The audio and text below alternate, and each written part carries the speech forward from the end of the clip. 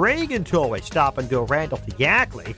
The Veterans Memorial from 127th to St. Charles and Army Trail to 29. Kennedy, 48 minutes O'Hare to downtown. Eisenhower, an hour and 3 minutes from 390. Stevenson, an hour 12 from 355. That's traffic. I'm Jim Talamonte on AM 560 The Answer.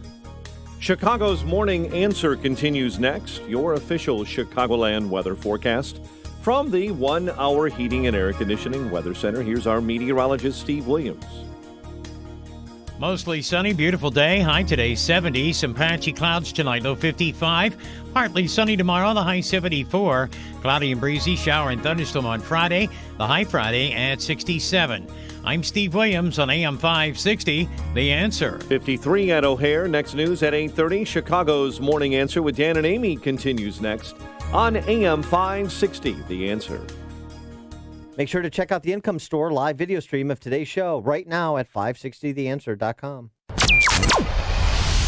This is Chicago's Morning Answer with Dan Proft and Amy Jacobson on AM 560, The Answer.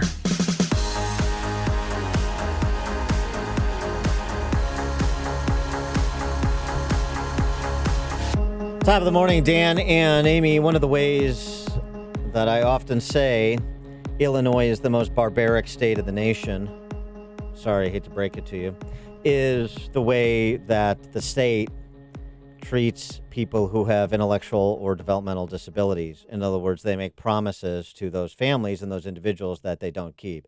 Illinois, for a long time, was 51st out of 50 in providing services to developmentally and intellectually disabled, behind even Washington, D.C.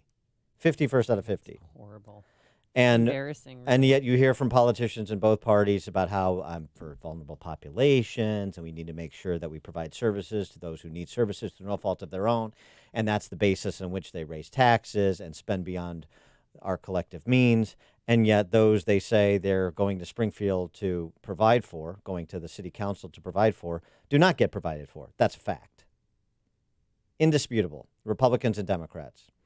And I'm a bit involved in this space as a board member with Envision Unlimited, which is a provider of services in Chicago, but certainly not the only good organization doing great work in this space, despite a state that has completely abrogated its responsibility to the point where people are actually fleeing this state, people who have a family member with a disability, leaving this state, forget the taxes, forget the everything else going on, leaving the state because other states actually keep their promises to such families and such individuals. I know a good friend of mine, they left Riverwoods to go up to Wisconsin because Wisconsin keeps its promises to families that have a family member with a developmental or intellectual disability. So it wasn't the property taxes that drove them away, it was that. They didn't appreciate, I mean, nobody's enjoying it, but Right, it was, but ultimately, it was about the interests of their son. What's the best place for their son to get the services that they're otherwise paying for?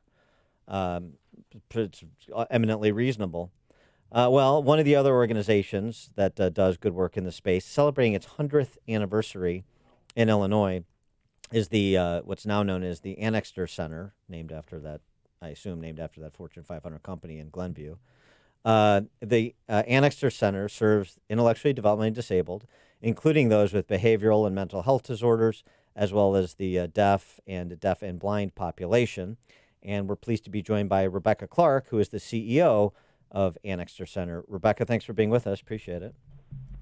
Yeah, thank you so much for having me on, and Amy and Dan. I'm really glad to be able to tell our story today. Yeah, so give us a little bit of the backstory of sort of the landscape. And by the way, I should, I guess, disclose, even though there's no real relationship, but I know one of the Annexter Center's board members, Ellen Braunfeld, she's just a friend, political matters back in the day, policy matters, really, not political, back in the day, but don't have any relationship with the Annexter Center otherwise. But tell me the story of what Annexter does and sort of the landscape, the challenges of the landscape on which you operate in Chicagoland.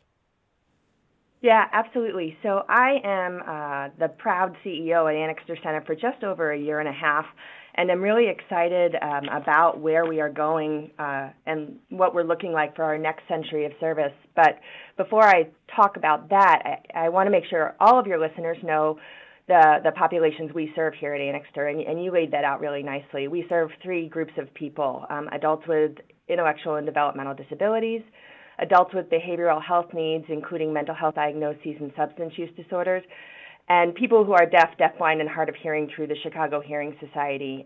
Through all of our programs, we touch nearly 8,000 people annually in Chicagoland, not just in Chicago, but more broadly. As anyone in your audience today knows, if they have someone in their family or their life with a disability, our services are vital. We run residential homes providing 24/7 care to people. We run day programming to teach life skills, job skills, and help people achieve levels of independence. And then we run therapy and counseling programs.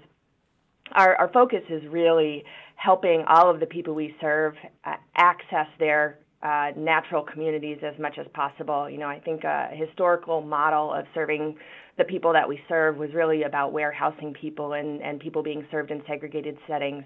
And Annixter is really changing that model and pushing all of our programming to be community-facing. The programming we're most known for is our disability services work, and that is where the pressure point with the state is at this point. We are currently ranked, the state of Illinois is currently ranked 47th out of 50 for funding community services for adults with disabilities. And what this looks like for families whose loved ones are aging out of the public school system is they will likely land themselves on a waiting list that averages about 7 years of wait. The waiting list is 20,000 people deep. And despite federal court monitoring that's been going on for, I believe, almost a decade, the state has no plan to resolve this. And this is super important because the PUNS list, which you're referring to, it's super important to understand the waiting list because we think of great providers out there that are celebrated.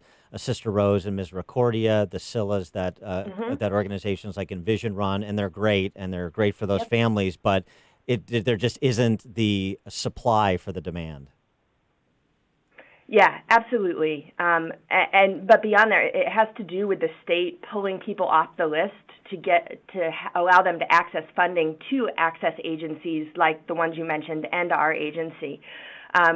There is just not a plan to appropriately fund this work in the state of Illinois.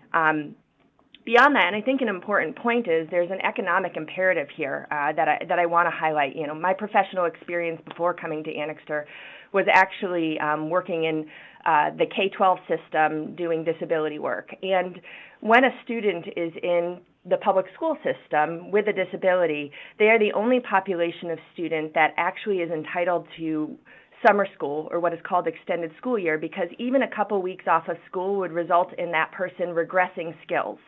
So if you think about the investment in our students in that K-12 system and all of the skills they're learning, and then saying, well, you got to wait 7 years, all of the good skills they have learned in the K-12 system kind of regress and diminish while they're waiting for funding to engage in the adult system, which could lead to employment.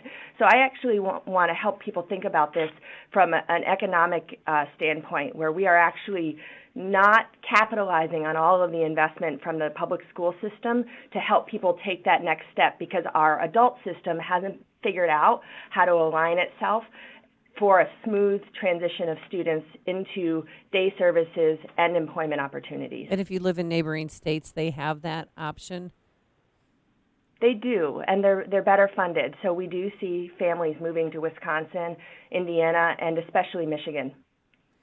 And the talk about that adult population again too, because I think that gets a bit lost in the mix when you talk about families. Parents are aging, and they no longer have the ability sometimes, depending on the level of disability, to provide the proper care for their adult sons or daughters who have disabilities. Yeah. But here's the thing. There are promises being made that create reliance, and then those promises aren't being kept. And now you put these families in a pickle and the individuals in a pickle.